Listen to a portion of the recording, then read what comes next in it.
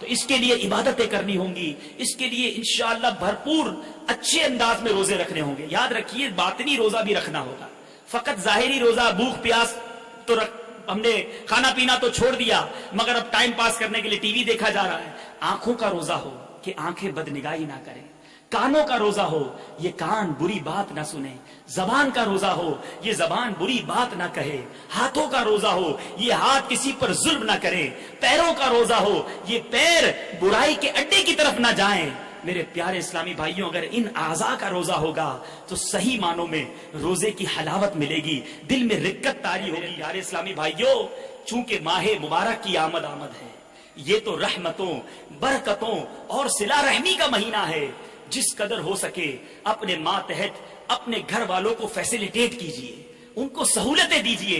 ارے یہ مہینہ مسلمانوں میں خیر خواہی کا جذبہ پھیلانے کا مہینہ ہے، سختی کا مہینہ نہیں ہے. جس قدر عفو اور درگزر، جس قدر محبتوں کو آپ اہم کریں گے، وہ مولا کریم اپنی رحمتوں کا ہم پر نزول فرمائے گا. ایک شخص بڑا گناہگار تھا، اس کا انتقال ہو گیا. مرنے کے بعد کسی نے خواب میں دیکھا، پوچھا اللہ تعالیٰ نے تمہارے ساتھ کیا معاملہ کیا؟ اس نے کہا میری بخشش ہو گئی. خواب دیکھنے والے نے پوچھا تم تو بڑے گناہگار تھے، تمہاری کیسے بخشش ہو گئی؟ کہنے لگا گناہگار تو تھا. ایک بار کھانا کھانے بیٹھا، میری بیوی نے مجھے کھانا پیش کیا، اس کھانے میں نمک بہت زیادہ تھا. بڑا غصہ آیا کہ یہ کھانا اٹھا کر، یہ پلیٹ اٹھا کر اپنی بیوی کے منہ پر مار دوں. اور ہم میں سے چند بد نصیب ایسے بھی ہوں گے جو ذرا سی بات پر اپنے گھر والوں کو ڈانٹتے ہیں، گالیاں دیتے ہیں، ہاتھ اٹھا لیتے ہیں. غور کیجیے، یہ واقعہ غور سے وہ اسلامی بھائی سنیں. وہ شخص کہتا ہے کہ غصہ تو بڑا آیا، مگر پھر سوچا کہ میں بھی تو صبح و شام اپنے رب کی نافرمانی کرتا ہوں، میں بھی تو نہ جانے صبح و شام کتنے گناہ کرتا ہوں. میرا رب تو مجھے نہیں پکڑتا، وہ بھی تو مجھے معاف کر رہا ہے، کیا میں اپنی بیوی کی ایک غلطی معاف نہیں کر سکتا؟ اس شخص نے یہ سوچا اور کہتا ہے میں نے چپ چاپ کھانا کھا لیا، اپنی زوجہ کو کچھ نہ بولا. مرنے کے بعد مجھے بتایا گیا کہ اس روز تم نے اپنی زوجہ کو جو معاف کر دیا تھا، تو نے بندہ ہو کر میری بندی کو معاف کر دیا تھا. میں تو رب ہوں، جا میں نے تیرے سارے گناہوں کو معاف کر دیا. ارے غور کیجئے، کبھی ہم نے معاف کرنے کی عادت اپنائی؟ آج تو یہ نعرہ ہے کہ جناب ہم بدماش کے ساتھ بدماش ہیں، شریف کے ساتھ شریف ہیں. ارے یہ کوئی کارنامہ نہیں ہے کہ آپ نے قدرت رکھتے ہوئے، آپ نے جناب ایک افسر ہوتے ہوئے، ایک باس ہوتے ہوئے اپنے ماتحت کو جھاڑ دیا اور بڑا اپنے اندر ترم خانی محسوس کی کہ میں نے فلاں کو یہ کر دیا، فلاں کو نوکری سے فائر کر دیا. ہم نہیں جانتے کہ ہمیں رزق کس امپلائی کی وجہ سے دیا جا رہا ہے، نہ جانے کس ماتحت کی دعاؤں کی صدقے سے ہمارے رزق میں برکتیں ہو رہی ہوں گی. ہمارے گھر کے ہمارے کس غریب رشتہ دار کی ہم مدد کرتے ہوں گے، وہ مصلی بچھا کر ہمارے لیے دعائیں کرتا ہوگا اور ہمارے کاروبار میں برکت ہو رہی ہوگی. ہم نہیں جانتے، ہم سمجھتے میں کما رہا ہوں، ہم سمجھتے میرا کوئی کمال ہے. ارے نہیں، ہمارے اندر کوئی کمال نہیں، یہ رب کی عطا ہے، نہ جانے کس کی دعاؤں کا صدقہ ہے. آپ محبتیں بانٹنے والے بنیے، آپ معاف کرنے والے بنیے. اس نیت سے ہی معاف کیجئے کہ مولا میں تیرے بندوں کو معاف کر رہا ہوں، تو میرے جرموں کو معاف کر دیجئے. ہند کے ایک بہت بڑے بزرگ کی بارگاہ میں حاضری ہوئی، شیخ الحدیث تھے، بہت بڑے مفتی تھے. آپ نے مجھے اپنا واقعہ سنایا. فرماتے ہیں کہ ایک بار ایک طالب علم کو میں نے کچھ سزا دی. حالانکہ استاد کو یہ حق ہوتا ہے کہ طالب علم کو اس کی نا پڑھائی ہونے کی وجہ سے کسی انداز سے تنبیہ کرے، تھوڑی بہت ان کو سزا دے، غیر شرعی سزا نہ ہو. تو فرماتے وہ طالب علم مجھ سے معافی مانگتا رہا کہ استاد صاحب مجھے معاف کر دیں، استاد صاحب مجھے معاف کر دیں. میں نے کہا نہیں، تم نے بڑی شرارت کی ہے، میں معاف نہیں کروں گا. وہ بہت بڑی عمر کے بزرگ تھے، وہ مجھے یہ بات کرتے کرتے رو پڑے. وہ مفتی صاحب رو پڑے، مجھے وہ واقعہ یاد آ رہا ہے، ان کے وہ الفاظ یاد آ رہے ہیں. وہ فرمانے لگے کہ جب میں رات کو گھر پہ گیا، میں ساری رات روتا رہا کہ اللہ کا ایک بندہ مجھ سے معافی مانگتا رہا، میں نے اس کو معاف نہ کیا. اگر میرے رب نے مجھ سے قیامت کے دن سوال کر لیا کہ تو میرے بندے کو معاف نہیں کر رہا، جا میں تجھے معاف نہیں کروں گا. وہ بزرگ فرماتے میں ساری رات رب کو گواہ کرتا رہا، مولا میں نے تیرے اس بندے کو معاف کر دیا ہے، تو بھی مجھے معاف کر دے. میں نے تیرے بندے کو معاف کر دیا ہے، تو بھی مجھے معاف کر دے. وہ مفتی صاحب فرماتے صبح میں جامعہ میں گیا اور جا کر سب سے پہلے اس بچے سے میں نے معافی مانگی کہ بیٹا مجھے معاف کر دو، میں نے کل آپ کو معاف نہیں کیا. یہ اللہ والوں کی میرے پیارے اسلامی بھائیوں نرم دلی ہوا کرتی ہے. تو آج رمضان کا مہینہ آنے والا ہے, مبارک مہینہ ہے. جس سے ناراضگی ہے, جس سے ہم نے رشتے قطع کیے ہوئے ہیں, جس سے ہم نے اپنی باتوں کو بند کیا ہوا ہے, چاہے وہ کاروباری حلقہ ہو, بزنس جیلسی ہو, یا ہمارے خاندان کے اندر ہماری رکاوٹیں ہوں, ختم کر دیجیے. اللہ تعالیٰ رشتہ کاٹنے والوں کو, بات چیت بند کرنے والوں کو پسند نہیں فرماتا. ارے پچھلے ہی دنوں تو شب برات گزری ہے. یہ وہ رات تھی کہ جس رات اللہ تبارک و تعالیٰ قبیلہ بنی کلب کی بکریوں کے بالوں کی تعداد کے مطابق مسلمانوں کو جہنم سے آزاد فرما دیتا ہے. کبھی ہم میں سے کوئی رویا, کسی کے آنسو نکلے کہ کروڑوں بخشے گئے, ان بخشے جانے والوں میں میرا نام لکھا گیا کہ نہیں؟ کبھی تو ایسا افطار ہو کہ دسترخوان بچھا ہوا ہو, باپ بھی بیٹھا ہو, بیٹے بھی بیٹھے ہوں, گھر والے بھی بیٹھے ہوں, اور ہاتھ اٹھے ہوئے ہوں اور آنکھوں سے آنسو بہ رہے ہوں کہ مولا کریم آج 10 لاکھ بخشے جائیں گے, ان بخشے جانے والوں میں میرا نام بھی لکھ دے, میرے گھر والوں کا نام لکھ دے. افطار کے وقت یہ تو فکر ہوتی ہے کہ بڑا اچھا دسترخوان سج جائے. افطار کے وقت یہ تو فکر ہوتی ہے کہ جناب طرح طرح کی انواع و اقسام کی کھانے کی آئٹمز آ جائے. کبھی یہ فکر ہوئی کہ آج 10 لاکھ بخشے جا رہے ہیں, میں بھی تو گناہگار ہوں, میری بخشش ہوئی کہ نہیں؟ اور پھر ماہ رمضان میں جب جمعرات کی رات آتی ہے, جمعہ کا دن آتا ہے, تو اس دن اللہ تبارک و تعالی ہر لمحے, ہر گھڑی 10 لاکھ گناہگاروں کو جہنم سے آزاد فرماتا ہے. اور جب چاند رات آتی ہے, مولا کریم فرشتوں سے پوچھتا ہے, اے فرشتوں, اس مزدور کے بارے میں کیا کہتے ہو جس نے مزدوری پوری کی؟ فرشتے عرض کرتے مولا اس کو پورا اجر ملنا چاہیے, پوری مزدوری ملنی چاہیے. مولا کریم ارشاد فرماتا ہے فرشتوں گواہ ہو جاؤ, میں نے ان سب کی مغفرت فرما دی. ایسی مغفرت عام کا مہینہ ان قریب آیا. بار سرکار دو عالم صلی اللہ تعالی علیہ وسلم نے آمین ارشاد فرمایا.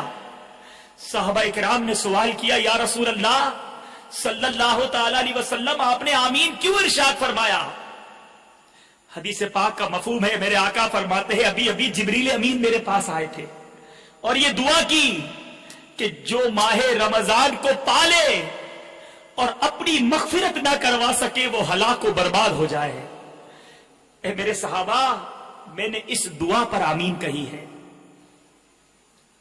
غور کیجئے, جو دعا مانگنے والا فرشتوں کا سردار ہو اور جس پر آمین کہنے والا نبیوں کا سردار ہو, اب اس دعا کی قبولیت میں تو کوئی شک و شبے کی گنجائش نہیں ہے, 100% قبول ہوگی. اب ہم سوچیں کہ ماہ رمضان تو ہم نے کئی گزارے, کیا ایسا بھی کوئی رمضان گزرا جس میں ہم نے اپنے رب کو راضی کر لیا؟ یا رمضان بھی آیا تو اپنے سیزن کی ہم نے تیاری کی, یا رمضان آیا تو ہم نے اپنے مال کو بڑھانے کی فکریں کی, یا رمضان آیا تو رمضان کی جو بڑی راتیں تھی اس میں شاپنگ کرنے بازاروں میں گئے. رمضان تو آیا مگر تلاوت سے دور رہے, رمضان تو آیا مگر تراویح سے جی چراتے رہے, رمضان تو آیا مگر ذکر سے زبان کو تر نہ کیا, رمضان تو آیا مگر اس میں بھی گناہوں کا سلسلہ رہا. اے میرے پیارے اسلامی بھائیوں, جہاں ماہ رمضان ہمیں نیکیاں کرنے کا پیغام دیتا ہے, رحمتیں لوٹنے کا اعلان ہوتا ہے, وہاں میرے پیارے اسلامی بھائیوں اس مہینے کا ادب کرنا بھی بہت ضروری ہے. ماہ رمضان کے ادب کی برکتوں کی تو کیا بات ہے کہ بخارا میں ایک آتش پرست رہتا تھا. اس آتش پرست یعنی جو آگ کی پوجا کرتے ہیں, مسلمان نہیں تھا, وہ بازار سے گزرا, اس کے ساتھ اس کا بچہ بھی تھا. اس بچے نے بھرے بازار میں رمضان کے مہینے میں کھانا شروع کر دیا. اس آتش پرست نے اپنے بیٹے کو چانٹا مار دیا, تماچا مارا, کہا بیٹا شرم نہیں کرتے ہو, رمضان کا مہینہ ہے اور مسلمانوں کے بازار میں کھلے عام کھا رہے ہو. وہ کہتا ہے ابو جان آپ بھی تو کھانا کھاتے ہیں, آپ بھی تو رمضان میں کھانا کھاتے ہیں, مسلمان روزہ رکھتے ہیں, آپ تو روزہ نہیں رکھتے. کہا بیٹا میں کھانا تو کھاتا ہوں مگر رمضان کے مہینے کا احترام یہ کرتا ہوں کہ مسلمانوں کے سامنے کھانا نہیں کھاتا. جب اس شخص کا انتقال ہوا تو کسی نے خواب میں اسے جنت میں ٹہلتے ہوئے دیکھا. پوچھا کہ تم تو آتش پرست تھے, مسلمان نہ تھے, آگ کی پوجا کرنے والے تھے, تو تم جنت میں کیسے پہنچ گئے؟ کہنے لگا واقعی میں مجوسی تھا, مگر جب موت کا وقت قریب آیا تو اللہ عز و جل نے احترام رمضان کی برکت سے مجھے ایمان کی دولت سے اور مرنے کے بعد جنت سے سرفراز فرما دیا. غور کیجئے, ماہ رمضان کا احترام ایک کافر کو ایمان کی دولت عطا کر دیتا ہے. اور ہم مسلمان غور کریں, کیا ہم ماہ رمضان کا احترام کر رہے ہیں؟ آج ماہ رمضان میں کون سا گناہ ہے جو نہیں ہوتا؟ فلمیں دیکھی جاتی ہیں, کیوں؟ ٹائم پاس نہیں ہوتا. معاذ اللہ میوزک سنا جاتا ہے کہ جناب روزے کے اندر ٹائم پاس نہیں ہوتا تو میوزک سنتے ہیں. رمضان کے اندر جھوٹ بولا جاتا ہے, رمضان کے اندر فالتو وقت ہوتا ہے تو غیبتیں کی جاتی ہیں, رمضان کے اندر مسلمانوں کو دھوکہ دے کر اپنا مال بیچنے کی کوشش کی جاتی ہے, مالوں کا دام بڑھا کر اپنی کاسٹ زیادہ بتائی جاتی ہے. کاروباری لوگ ہیں میرے سامنے, اور آپ جانتے ہیں کہ کس طرح کے ٹیک استعمال کیے جاتے ہیں کہ جناب ہمارا پڑتا ہی یہی ہے. ایسے کام کیے جاتے ہیں جہاں بے حیائی, اور ایسے بازاروں میں جایا جاتا ہے جہاں بے پردہ عورتیں ہوتی ہیں. بتائیے میرے پیارے اسلامی بھائیوں, ایک مجوسی تو رمضان کے احترام کی برکت سے جنت میں چلا جائے, اور ہم مسلمان اگر ماہ رمضان کا احترام نہ کریں تو ایسا نہ ہو کہ ہم ہلاکت و بربادی کا شکار ہو جائیں. یقین کریں, جس نے ماہ رمضان میں اپنی مغفرت نہ کروائی وہ ہلاک و برباد ہو جائے گا. میرے آقا نے اس دعا پر آمین کہا ہے.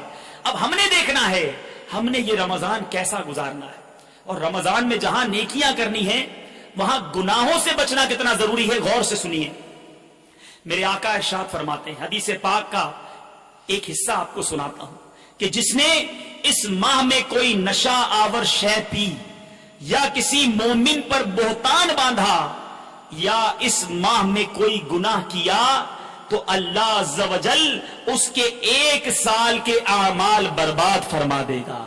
اور سنیے, میرے آقا فرماتے ہیں جس نے اس ماہ میں زنا کیا یا شراب پی تو اگلے رمضان تک اللہ عز و جل اور جتنے آسمانی فرشتے ہیں سب اس پر لعنت بھیجتے ہیں. اور اگر یہ شخص اگلے ماہ رمضان کو پانے سے پہلے مر گیا تو اس کے پاس ایسی کوئی نیکی نہ ہوگی جو اسے جہنم کی آگ سے بچا سکے. پس تم ماہ رمضان کے معاملے میں ڈرو, کیونکہ جس طرح اس ماہ میں اور مہینوں کے مقابلے میں نیکیاں بڑھا دی جاتی ہیں اسی طرح گناہوں کا بھی معاملہ ہے. تو اے میرے پیارے اور محترم اسلامی بھائیوں, غور کیجیے, کہیں ایسا نہ ہو کہ یہ مہینہ رحمتیں بانٹتا, مغفرتیں تقسیم کرتا, کروڑوں کی بخششیں کرواتا ہم سے جدا ہو جائے اور ہم اس مہینے میں بھی محروم رہ جائیں. اگر ماہ رمضان میں بھی ہم نہ بخشے گئے, یقین جانیے ہلاک و برباد ہو جائیں گے. مولا علی کرم اللہ تعالی وجہہ الکریم کا ایک بڑا ہی حکمت انگیز واقعہ آپ کی بارگاہ میں پیش کرتا ہوں کہ ایک بار امیر المومنین مولا کائنات مولا علی شیر خدا کرم اللہ تعالی وجہہ الکریم زیارت قبور کے لیے کوفہ تشریف لے گئے. کوفہ کے قبرستان میں گئے, وہاں ایک تازہ قبر پر نظر پڑی. آپ کو اس کے حالات کو معلوم کرنے کی خواہش ہوئی, چنانچہ بارگاہ خداوندی میں عرض گزار ہوئے, یا اللہ عز و جل اس میت کے حالات مجھ پر ظاہر فرما. اللہ عز و جل کی بارگاہ میں آپ کی دعا فوراً قبول ہوئی. آپ کیا دیکھتے ہیں کہ قبر کے اندر ایک بھیانک منظر ہے, مردہ آگ کی لپیٹ میں ہے اور رو رو کر آپ سے اس طرح فریاد کر رہا ہے, یا علی انا غریق فی النار و حریق فی النار, اے علی میں آگ میں ڈوبا ہوا ہوں اور آگ میں جل رہا ہوں. قبر کے دہشت ناک منظر اور مردے کی دردناک پکار نے حیدر کرار کرم اللہ تعالی وجہہ الکریم کو بے قرار کر دیا. آپ نے اپنے رحمت والے پروردگار کے دربار میں ہاتھ اٹھا دیے اور نہایتی عاجزی کے ساتھ اس میت کی بخشش کے لیے درخواست پیش کی. غیب سے آواز آئی, اے علی آپ اس کی سفارش نہ فرمائیں. مولا علی سے کہا جا رہا ہے, اے علی آپ اس کی سفارش نہ فرمائیں, کیونکہ یہ روزے رکھنے کے باوجود یہ شخص رمضان المبارک کی بے حرمتی کرتا تھا, رمضان المبارک میں بھی گناہوں سے باز نہ آتا تھا. دن کو روزے تو رکھ لیتا مگر راتوں کو گناہوں میں مبتلا رہتا تھا. مولا کائنات حضرت علی المرتضی شیر خدا करम अल्लाह ताला वजहुल करीम ये सुनकर और भी रंजीदा हो गए, सजदे में गिर गए। मालिक तू मुझे इसके आगे रुस्वा ना फरमा, इसकी बेबसी पर रहम फरमा दे और इस बेचारे को बख्श दे। हजरत अली करमल्लाहु ताला वजहुल करीम रो रो कर मुनाजात कर रहे थे। अल्लाह अज़्ज़ व जल की रहमत का दरिया जोश में आ गया और निदा आई, ए अली हमने तुम्हारी शिकस्ता दिली के सबब इसे बख्श दिया। ये माह मुबारक में हम इंशाअल्लाह कोई गुनाह नहीं करेंगे, पूरा रमजान रब की इबादत करके इंशाअल्लाह अपने मालिक करीम को राजी करेंगे। हम कई चीजों के लिए टारगेट बनाते हैं, कई चीजों के लिए हदफ बनाते हैं कि इस टारगेट को पूरा करना है, जिसने कोशिश की उसने पा लिया।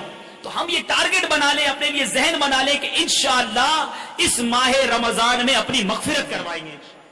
ऐसी रमजान तो याद नहीं पड़ती कि कोई गुनाह ना हुआ हो, गुनाह हो ही जाते हैं। हमारी आदत ऐसी बन चुकी है, ऐसी गुनाहों की आदत बन चुकी है कि जितना छोड़ना चाहे हमसे गुनाह हो ही जाना आने वाला है। अच्छी अच्छी नियतें कर लीजिए। अगर नमाजों में सुस्ती है, अगर सुन्नतों से दूरी है, अगर गुनाहों की आदतें हैं, आइए नियत कर लीजिए कि आज के बाद हमारी कोई नमाज कज़ा नहीं होगी, रमजान के पूरे रोजे रखेंगे, सरकार की सुन्नतों पर भरपूर अमल करेंगे, अब गुनाह नहीं करेंगे, अपने रब को नाराज नहीं करेंगे। मेरे प्यारे इस्लामी भाइयों, यही दावत इस्लामी का पैगाम है।